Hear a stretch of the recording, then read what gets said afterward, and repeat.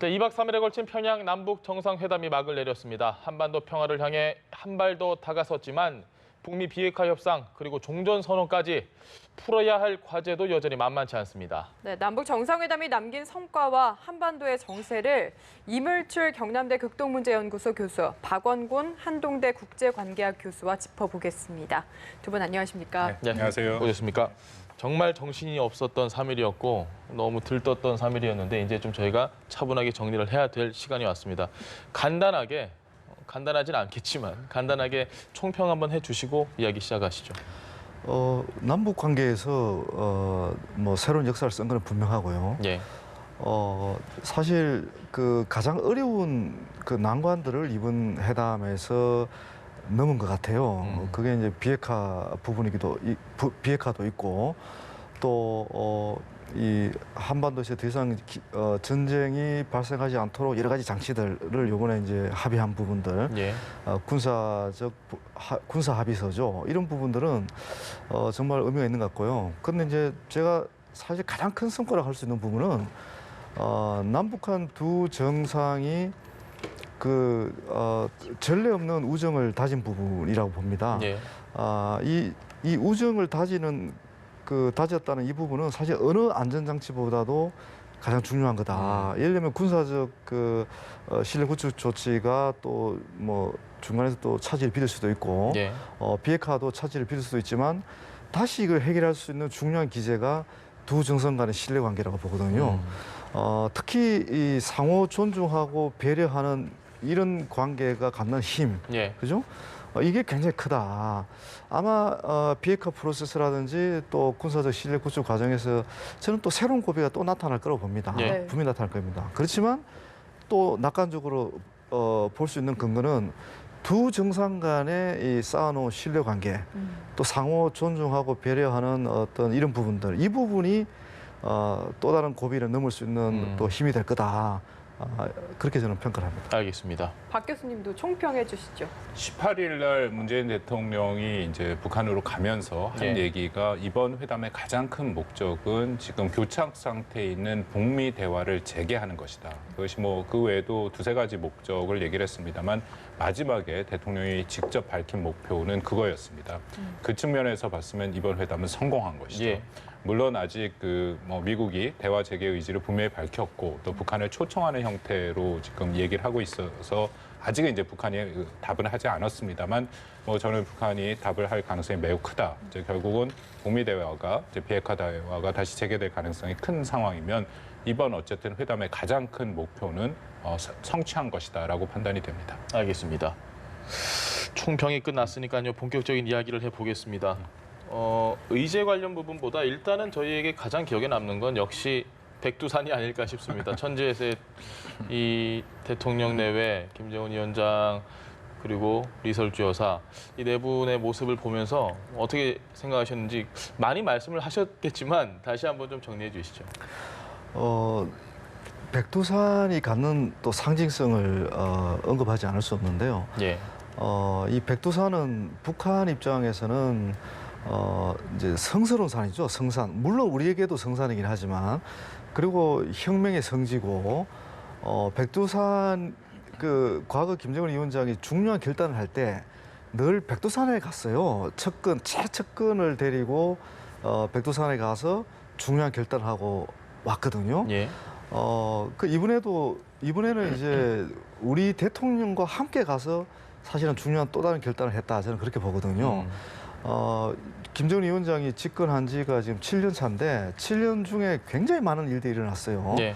그 많은 일들과 관련해서 김정은 위원장 입장에서는 자기 생각을 정리도 하고 또 그리고 중요한 다짐을 하는데 그 다짐과 관련해서는 사실 개인적인 다짐이 아니라 북한 주민 전체를 향한 그런 여러 가지 다짐들을 해왔거든요. 네. 그런데 이번에는 남북 두 정상에 가서 이제 친교하는 모습을 보여주고 또 그냥 아주 담소를 나눈 그런 모습을 보여줬지만 이 부분이 북한 주민에 대한 자신의 또 다른 약속이거든요. 예. 그 약속은 뭔가 하면 남북 관계를 과거로 되돌려놓지 않겠다. 이제 남북 관계 더 이상 과거처럼 대립과 대결의 관계로 만들지 않겠다. 이제 그런 어떤 의지를 또 보여준 측면도 있거든요. 그래서 저는 이 그동안 김정은 위원장과 백두산과의 관계라는 맥락에서 지켜본 입장에서 보면 예. 좀 그런 제가 방금 말씀드린 그런 또 분석을 하게 됩니다. 알겠습니다. 네, 저를 비롯해서 많은 분들이 사실 백두산까지 가긴 힘들지 않을까 이렇게 많이 생각을 했는데 정말 같습니다. 어떻게 보셨나요? 뭐 저도 예상하지 못했습니다. 네. 어저께 하루 일정이 사실 비어 있어서 또 특히 김정은 위원장 지난번에 우리 도보다리 경험을 했던 것처럼 뭔가 새로운 파격적인 두 정상 간의 그런 친교를 나눌 시간을 마련을 할 것이다라는 예상은 했었죠. 그래서 많은 예상들이 있었는데 묘향산 뭐 얘기를 했었고 왜냐하면 또 우리 문 대통령이 트레킹을 좋아하고 지난번에 얘기를 한 게 있기 때문에 개마고원 얘기를 했지 않습니까? 네. 그때 백두산 얘기가 안 나온 건 아닌데 일단은 너무 멀고 또 수행원도 있고 경호 의전은 어떻게 하느냐 그게 뭐 현실적으로 많은 문제가 걸리더라고요. 사실 굉장히 파격이었죠. 근데 그저께 아마들 동대문 프라자에 마련된 프레스센터에서 두 번 환호성이 나왔다라고 제가 들었는데 첫 번째 환호성은 김정은 위원장이 서울을 방문한다. 이게 환호성이 나왔고 두 번째는 그 다음 날 이제 두 정상이 백두산을 간다. 두 가지 그만큼 다들 예상치 못했다라는 거죠. 그래서 뭐 상당히 의미 있는 거 임 교수님 말씀대로 의미가 있다라고 생각이 되고 또 이번 기회를 통해서 이건 사실 남북 간의 지난 14 합의에도 이미 나온 거긴 합니다. 백두산 관광을 활성화시키는 거. 근데 북한 입장에서는 지금 관광 산업을 굉장히 활성화하려고 하고 있고 또 그래서 삼지연 공항도 사실 새로 단장한 게 있고요. 그리고 이번에 화면에 나온 거 보니까 굉장히 접근성이 좋게 만들어 놨더라고요. 특별히 등산을 좋아하지 않는 분들도 충분히 또 특히 천지까지 갈 수 있다라는 거. 굉장히 사실 홍보 효과로 보면 굉장한 홍보 효과를 전 세계에 한 거죠. 그래서 바라기는 어쨌든 비핵화 조치가 진전이 있어서 남북 간의 본격적인 교류가 된다면 많은 한국 분들이 우리 남한 분들이 백두산을 방문하고 싶어 할 것이다라는 생각이 듭니다. 이미 예상 수치까지 나왔습니다. 1년에 10만 명도 가능하다. 직항로 생기면 삼지연 공항까지 그런 얘기까지 돌고 있습니다. 알겠습니다. 임 교수님께서는 백두산과 그리고 공동선언 한 부분 두 가지 빼고 이 두 가지가 좀 많이 인상적이고 중요한 얘기이기 때문에 이 두 가지 빼고 혹시 나머지 문 대통령의 일정 아니면 행동, 김 위원장의 말 가장 인상 깊었던 게 있습니까? 결국 우리 대통령이 평양의 시민들과 접촉할 기회가 많았다는 거, 많이 접촉하는 장면들 이 부분이 가장 인상 깊죠. 과거에 특히 1차, 2차 정상회담하고 비교를 해도 사실 평양 일반 시민들하고 우리 대통령이 접근하는 것이 굉장히 어려웠거든요.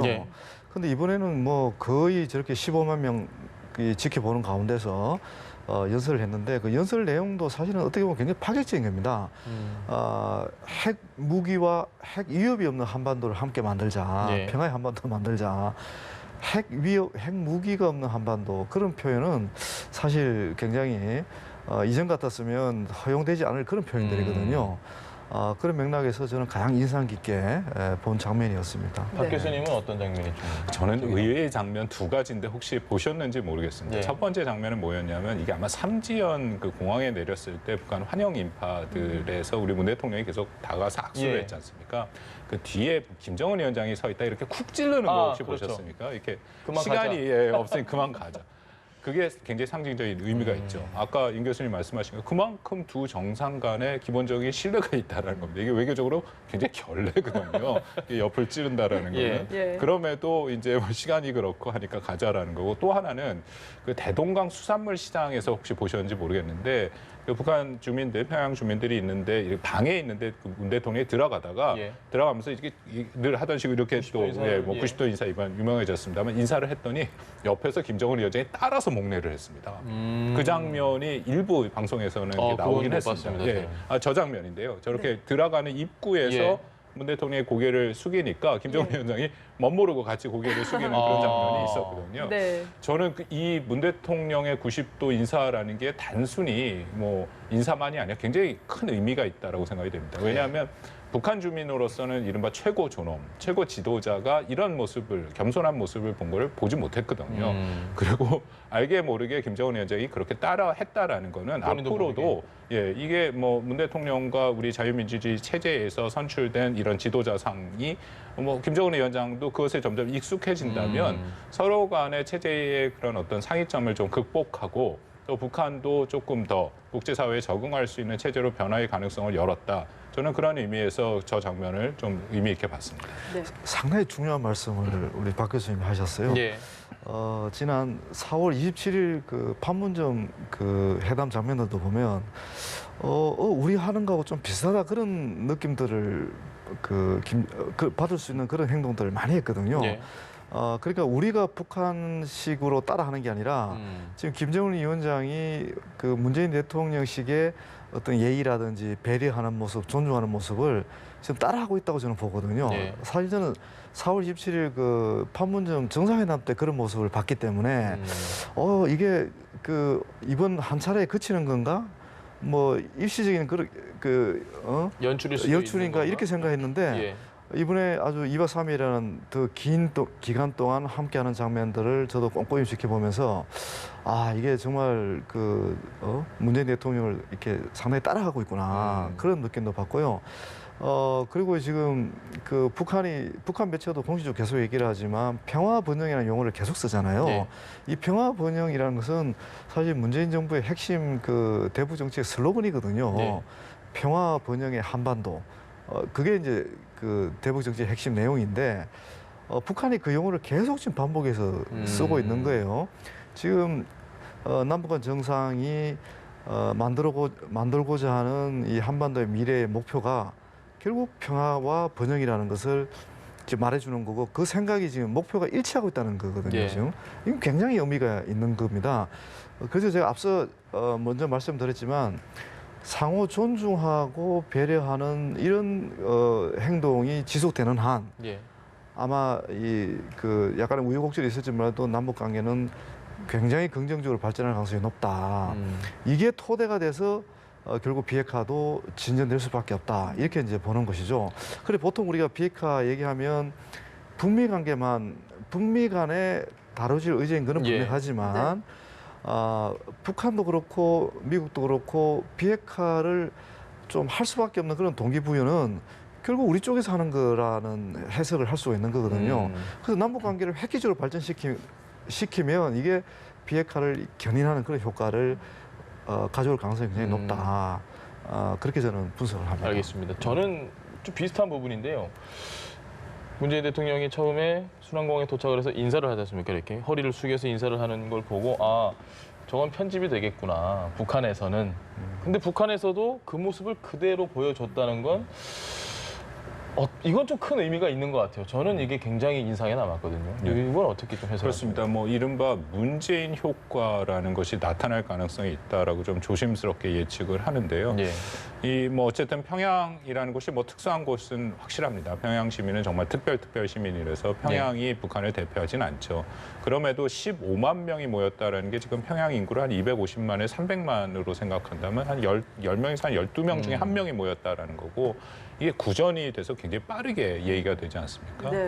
근데 거기서 연설했던 여러 가지 모습들, 특히 저는 비핵화, 아까 임 교수님 말씀하셨는데 비핵화에 대해서 얘기를 했죠. 정확한 표현은 백두에서 한라까지 한반도에 핵무기와 핵 위협이 없는 것을 건설해 나가겠다. 예. 이게 사실은 9월 6일 날, 9월 5일 날 우리 정의용 특사가 방북을 하지 않았습니까? 예. 9월 6일 조선중앙TV에서 같은 표현이 나왔습니다. 그게 이번에 공동선언문에 실린 건데 근데 이것을 남측이라는 것은 뭐 북한도 그렇게 교육을 계속 받아왔습니다만 이게 남측 괴뢰거든요. 괴뢰도당의 순회가 와서 예. 그런 얘기를 15만 명 앞에서 했다라는 것은 뭐 지금 최근에 변화된 양상을 북한 주민한테 충분히 이제 일종의 교육을 학습을 시키고는 있긴 하지만 예. 직접 맞닥뜨려서 한다는 것은 굉장히 다른 의미다라고 생각이 됩니다. 더불어서 노동신문에 이제 계속 그 사진들이 나는데 그 폴더 인사부터 시작해서 그런 것들은 빠르게 구전이 될 수 있는 부분이거든요. 예. 그 남측의 대통령이 완전히 참 희한하더라. 인사를 하더라. 그래서 표정이나 그리고 또 우리 대통령의 기본적인 이 풍이 굉장히 소박함과 그 진솔함 같은 게 예. 사람들한테 느껴지지 않습니까? 그러더라 하는 것은 아마 굉장히 빠르게 이게 북한 전역에 어느 정도 전달이 될 수 있을 것이고요. 좀 긍정적인 효과가 있다 봅니다. 결국은 남북 간의 공존을 해야 되는데 이 남한이라는 데가 생각한 것처럼 그렇게 이상한 데가 아니더라. 특히 남한의 그 대통령이라는 사람이 굉장히 자신들의 지도자와 비교가 될 겁니다. 자신들의 지도자들과는 다르다. 그러니까 1인 지배체제 하에서 그런 생활을 했던 북한 주민들한테는 좀 신선한 충격으로 다가올 수 있다고 생각합니다. 알겠습니다. 네, 어쨌든 문재인 대통령의 2박 3일간의 행보는 상당히 성과가 있었다. 두 분 모두 이렇게 평가를 하고 계신데 비핵화 내용도 좀 짚어봐야 할 것 같습니다. 문 대통령이 굉장히 피곤할 텐데 돌아오자마자 DDP 프레스센터로 갔거든요. 이건 그만큼 자신이 있다. 질의응답까지 받았습니다. 어떻게 보십니까? 그렇죠. 저는 이제 어제도 이제 여기 와서 그런 예상을 했는데요. 반드시 아마 그 기자회견장에 들러서 성과를 국민들께 보고하고 아마 이렇게 협조를 요청할 거다 이렇게 했는데요. 사실 이 어제 그 기자회견 하면서 첫 말씀이 바로 이제 비핵화 의제를 바로 끄집어냈어요. 이 부분 관련해서 확고한 비핵화 의지를 거듭 확인했다. 예. 이런 말씀을 했거든요. 이제 그만큼 이번에는 김정은 위원장도 일종의 이제 호랑이 등에 탔구나. 더 이상 이제 뒤로 돌아가지 못하겠구나. 이제 그런 판단을 하신 것 같아요. 그런 부분이 있는 거고. 그리고 제가 또 주목한 어제 그 발표문 중에서 보면 가능한 한 빠른 시간 안에 비핵화를 하고 예. 그리고 경제 발전에 집중하고 싶다는 그 김정은 위원장 얘기를 그대로 전달했지 않습니까? 네. 이게 저는 핵심이라고 보는 거거든요. 결국 경제 발전에 집중하기 위해서는 비핵화를 빨리 할 수밖에 없구나. 많은 분들이 이제 과연 김정은 위원장이 완전한 비핵화를 할 수 있을까 이런 거에 대한 회의감을 계속 이제 네. 얘기를 하고 있는데 김정은 위원장 입장에서는 이 비핵화를 늦추면 늦출수록 본인이 답답할 수밖에 없는 상황이 이제 된 거죠 지금은. 문제는 이 비핵화를 하긴 하는데 미국 측으로부터 최소한의 상응적 조치를 좀 받아냈으면 좋겠다. 이제 그런 입장인 거죠. 그래서 김정은 위원장의 그 조건들도 보면 이전보다 자꾸 수위가 조금씩 낮아지고 있는 거예요 지금. 그리고 알게 모르게 이제 미국 측의 상응 조치가 나오지 않음에도 불구하고 선제 조치를 지금 취하려는 그런 용의를 밝히고 있는 거거든요. 그 선제 조치란 게 이제 핵 실험장, 엔진 실험장 아니죠 미사일 엔진 실험장하고 그 발사대 해체를 할 테니까 그러면 참감단을 보내라. 네. 그런 거잖아요. 그것도 선제적 조치거든요 지금. 그 이전보다 더 또 한 발짝 나아간 거죠.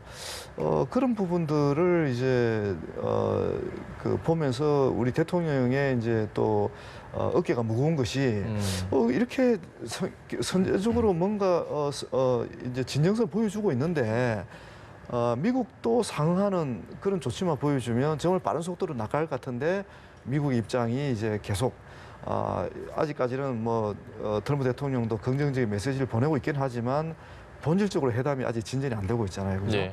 그러다 보니까 이번 이제 1월 날 뉴욕을 가시는데 대통령 어깨가 이게 또 그 평양에 갈 때 못지않게 어깨가 무겁겠구나 하는 거죠. 그러니까 남북 정상회담은 성공에 끝났다 우리가 평가를 했지 않습니까? 네. 그 절반의 성공에 머무르는 겁니다 지금. 왜냐하면 한미 정상회담, 북미 정상회담까지 열려야 이게 나머지 성공이 이게 100% 성공이 되는 거기 때문에 그런 맥락에서 정말 긴장의 끈을 놓을 수 없는 그런 상황이 아닌가 이렇게 생각합니다. 빨리 좀 잘 돼서 우리 대통령이 좀 쉬는 모습을 보고 싶은데 지금 너무 힘들 것 같아요.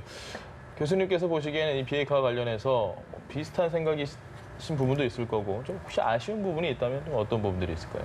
비핵화 과정은 매우 지난한 과정입니다. 아직도 불확실성이 많이 남아 있고요.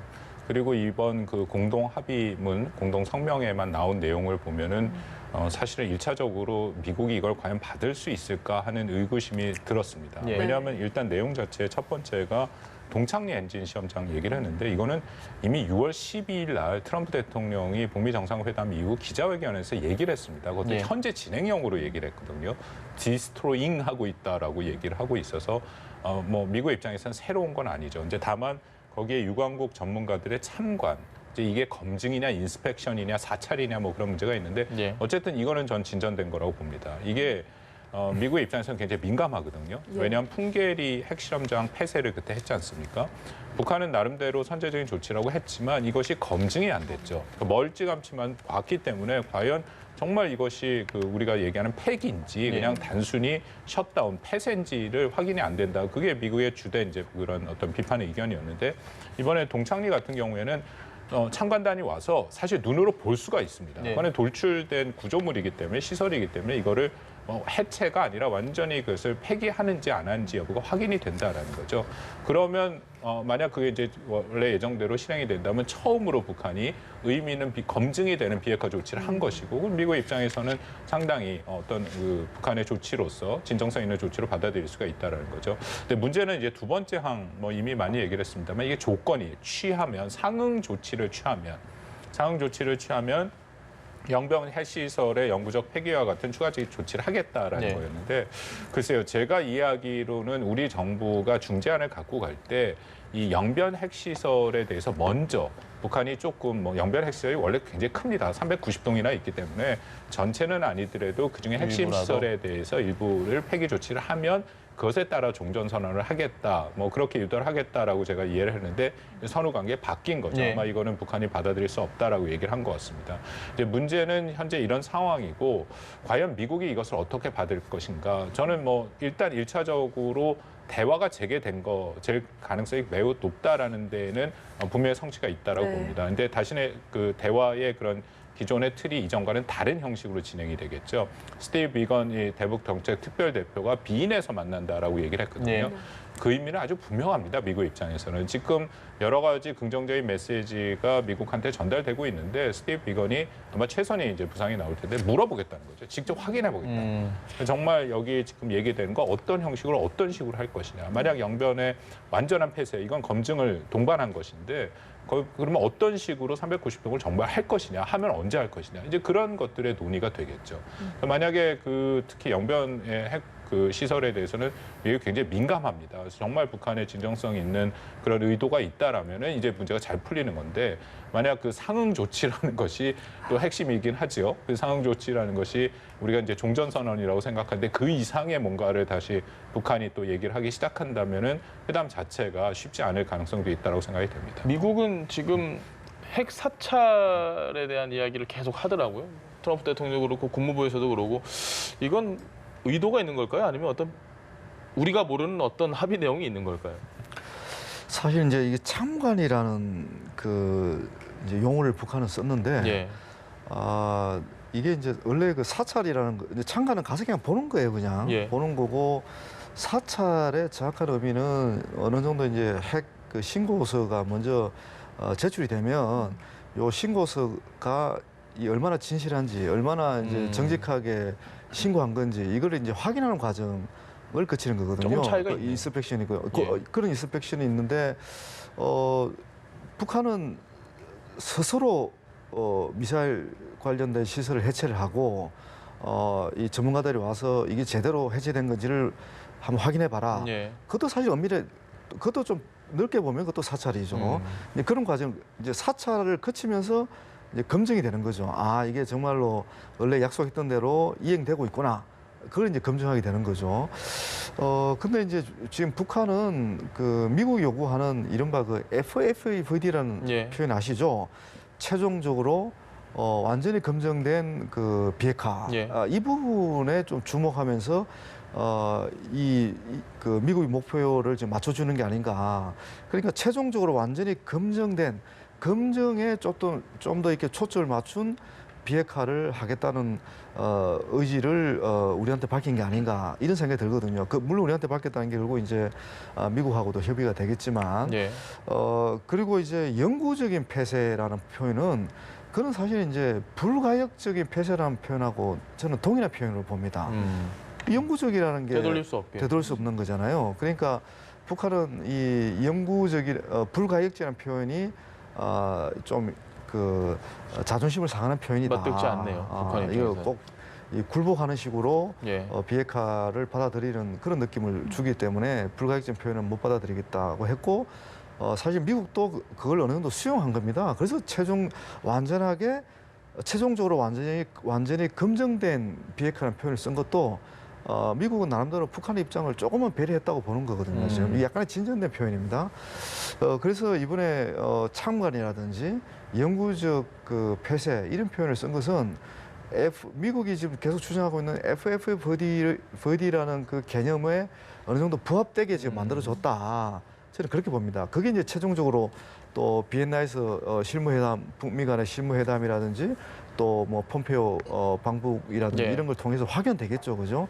근데 그런 면에서 미국이 지금 이번 김정일 위원장이 밝힌 그런 내용에 대해서 좀 긍정적으로 평가하는 게 아닌가 저는 그렇게 보거든요. 예. 근데 지금 이거 자꾸 또 개념 가지고 또 삐걱대고 또 이렇게 되면 또 이게 진전이 안 될 수 있거든요. 근데 예. 지금 김정은 위원장은 우리 대통령을 만나서 이런 부분을 명쾌하게 정리를 해줬다고 저는 봅니다. 문 대통령도 그걸 다 이해를 했고. 그렇죠. 예. 그렇기 때문에 자신감을 가질 수가 있는 거거든요. 또 애매하게 각자가 새로운 해석을 할 수 있는 그런 가능성이 있다면 또 다시 또 이 교착 상태를 또 우리가 경험할 수밖에 없는 상황이거든요. 예. 그래서 이런 부분은 좀 더 인내심을 갖고 뭐 불과 이제 뭐 다음 주에 또 한미 정상회담이 열리고 북미 간의 실무 접촉이 열리니까 뭐 1주 안에 이걸 명쾌하게 드러날 것 같습니다. 저는. 알겠습니다. 네, 그래서 문재인 대통령도 어제 비슷한 거의 같은 얘기죠. 같은 얘기를 하셨습니다. 이 참관이나 영구적 폐기라는 북한이 사용한 용어가 검증 가능한 불가역적 폐기와 같은 뜻이다. 이렇게 했는데 좀 동의를 하시는지요? 예, 그 개념으로 들어가면 굉장히 어렵습니다. 예. 예. 왜냐하면 FFBD나 CBI는 비핵화의 최종적인 목표를 얘기를 하는 거거든요. 북한이 과연 그것에 동의를 했느냐. 예. 현 시점에서는 확인할 방법이 없습니다. 그리고 만약에 동의를 했어도 북한이 현 시점에서 그걸 공표할 수는 없죠. 네, 그런 상황이 있고 그래서 대통령이 어제 얘기한 것은 제가 이야기는 이번에 그 뭐 선언에 나온 평양 공동 선언에 나온 내용들만 갖고 얘기를 했다라고 저는 쭉 읽어보시면 어떻게 대국민 보고에 그렇게 문맥상에 잡히는데요. 네. 거기에는 이제 이란의 유관국 전문가들의 참관하에 영구적으로 폐기한다. 그건 완전한 폐기 맞습니다. 예. 그렇게 되면 두 번째도 영변 핵시설의 영구적인 폐기. 영구적인 폐기라는 것은 뭐 지금 우리가 말하는 CBI나 예. FFBD를 얘기를 하죠. 그러니까 두 가지 사례에 대해서는 그것이 적용이 되는데 그냥 나머지. 일반적으로 우리가 비핵화의 원칙에 따른 CBID나 FFBD를 북한이 받아들였느냐 그건 좀 별개의 문제다라고 생각이 됩니다. 네. 알겠습니다. 아쉽게도 저희가 시간이 많지 않은 관계로 질문을 훅 다 생략을 하고 좀 뒷부분 질문을 드려봐야 될 것 같아요. 이제 어찌 됐건 잘 됐습니다. 남북 정상회담은 분명히 한 발짝 진전이 있고 앞으로 남은 건 한미 정상 그리고 이제 북미 정상이 언제 만날지 모르겠지만 이제부터 집중해야 될 건 어디 있다고 보십니까? 문재인 대통령도 그렇고 김정은 위원장도 그렇고. 지금 이제 우리 정부의 역할은 뭐 이 비핵화 관련해서 중재 역할이라는 예. 그 명확한 임무가 부여된 거죠. 북한의 입장과 미국 입장을 저희들이 다 알고 있는 상황, 공유하고 있는 상황에서 예. 어떻게 하면 이제 이 간극을 북한과 미국 간의 이견 차를 이제 최대한 좁히느냐. 그 이번 정상회담에서 이제 많이 좁혀진 거죠 지금. 저는 그렇게 추정을 합니다. 그러니까 이 북한과 미국 간에 적어도 지난 6월 12일에 그 이미 그 이제 센토사 싱가포르에서 합의한 그 공동선언 예. 그 정신과 그 내용을 상호 이행할 수 있도록 만드는 거 그게 굉장히 중요한 것 같습니다. 예. 그래서 이번에 그 평양 선언에도 나와 있지만 결국 우리는 6월 12일 북한과 미국 그 양 정상이 만나서 합의한 이 내용을 그 이행을 촉진하도록 만드는 과정 그게 굉장히 중요한 것 같아요. 예. 이거는 이제 트럼프 대통령도 사실은 이 합의 이행과 관련해서 나름대로 의지를 표명했고 하려고 하고 있지만 지금 계속 얘기하는 게 북한의 비핵화 수준이 아직 미흡하다. 네. 그러니까 사실은 엄격하게 보면 그 싱가포르 때 본인이 이렇게 밝혔던 내용하고 또 나름대로 약속하고 지금 그 이후의 상황들을 보면 미국 측이 정말 이렇게 충실하게 약속을 이행하고 있느냐 이런 측면에서 보면 약간 저는 제가 볼 때는 좀 미진한 측면이 있는 것 같아요. 미국 역시 좀 미진한 부분이 많이 그리고 있다. 특히 이제 지금 가장 쟁점이 되고 있는 종전선언 문제인데 지금 북한은 6월 12일 트럼프 대통령이 종전선언을 하기로 약속했다고 지금 예. 알고 있는 거거든요. 거기에 따라서 계속 요구를 하고 있는 건데 지금 미국은 선 비핵화를 지금 얘기를 하고 있거든요. 예. 그러니까 북한 입장에서는 미국이 지금 사실상 약속을 어기고 있다고 보는 측면도 있기 우리만 때문에 자꾸 하고 있는 거다. 그렇죠. 그렇지만 이제 이게 또 힘의 역학관계라는 게 어쩔 수가 없는 거죠. 미국이 또 저렇게 나오면 뭐 약자가 또 어쩔 수가 없는 거잖아요. 예. 그러다 보니까 또 계속 한 발짝 뭐 두 발짝 이렇게 계속 지금 선제적인 비핵화 조치를 취할 용의를 지금 밝히고 있는 거죠. 결론적으로 말씀드리면 우리 정부 역할이라는 것은 결국은 북한과 미국 입장을 이렇게 잘 중재하는 것밖에 없는 겁니다. 그 예. 중재의 기준이 저는 6월 10일 북미 간의 싱가포르 공동선언이다 그렇게 보는 거죠. 알겠습니다. 네, 가장 가까운 이벤트가 지금 유엔 총회에서 트럼프 대통령이 이제 만나는 거잖아요. 역시 앞으로 어떤 점에 가장 문재인 대통령이 집중을 해야 될까요? 지금 임 교수님 말씀하신 게 결국 핵심인데요. 이제 네. 이게 참 판이 그렇게 녹록하지는 않습니다. 6.12 합의라는 것이 김정은 위원장과 트럼프 대통령이 각자 다 서명을 한 합의인데 지금 그 합의 이후에 미국에서 굉장히 많은 비판을 받았고요. 그리고 지금 트럼프 대통령이 그 합의가 잘못됐다라는 것을 나름대로 그렇게 이해하고 판단하고 지금 판을 흔들었거든요. 4차 폼페이오 방북을 취소하면서 아주 명확하게 얘기를 했습니다. 네. 뭐라고 얘기를 했냐면 6.12 합의라는 표현은 들어가 있지는 않지만 지금 주고받는 단계적 동시적 그 6.12 합의에 나와 있는 4개 항, 사실은 3개 항이죠. 순서대로 돼 있는 비핵화가 오히려 세 번째 있고 북미 관계 개선, 그다음에 평화체제 종전선언, 그게 되면 세 번째 원래 비핵화인데 예. 그런 식으로 안 하겠다라고 아주 분명하게 얘기를 했습니다. 네. 이것은 비핵화라는 것은 북한이 해야 되는 것을 안 하는 거고 국제사회가 유엔 결의안으로 통과시킨 거기 때문에 이것은 일방적으로 북한이 우선적으로 해야 된다. 이제 그 입장이거든요. 근데 그 입장이 아직은 안 변했습니다. 헤더 나우트 대변인이 참 공교롭게도 요즘은 트럼프 대통령이나 사실 폼페이오 장관 말보다 헤더 나우트 대변인의 그런 발언이 가장 미국의 원칙적인 입장을 밝히고 있습니다. 뉴스에도 네. 많이 나왔어요. 예, 그래서 정확한 입장. 물론 이제 나우트 대변인은 대변인이기 때문에 말을 네. 하고 나서 나중에 트럼프 대통령에 의해서 뒤집히는 경우가 종종 있지만 원칙은 일단 헤더 나우트 대변인은 우리가 얘기를 들을 필요 있거든요. 바로 나온 얘기가 뭐냐면 일단 2021년 1월까지 북한이 비핵화를 하기로 했다는 약속을 예. 지켜라. 그게 첫 번째였고요. 두 번째는 이 평양 공동선언에 나온 것처럼 상응 조치를 미국이 하면 영변 핵시설을 하겠다라는 질문을 했다는 것을 어떻게 생각하느냐는 기자가 질문을 했는데 네. 거기에 대해서 명확히 얘기를 한 것이 우리는 상응 조치 없다. 북한이 선제적인 비핵화 조치를 할 경우에 그것이 우선이다. 예. 현재로서는 입장이 바뀌지는 않았습니다. 그렇기 때문에 저는 이번에 문재인 대통령의 뉴욕 방문 그리고 한미 정상회담이 매우 중요하다고 생각하는데 트럼프 대통령도 비슷한 생각을 하고 있을 것이고요. 그리고 지금 안 발표되지 않았다는 여러 가지 얘기가 있으니까 예. 그 부분을 잘 좀 협의를 해서 비핵화의 동력을 이끌어가는 것이 중요하다고 생각합니다. 알겠습니다. 네, 이물출 경남대 극동문제연구소 교수, 박원곤 한동대 국제관계학 교수와 함께했습니다. 말씀 잘 들었습니다. 예, 고맙습니다. 감사합니다.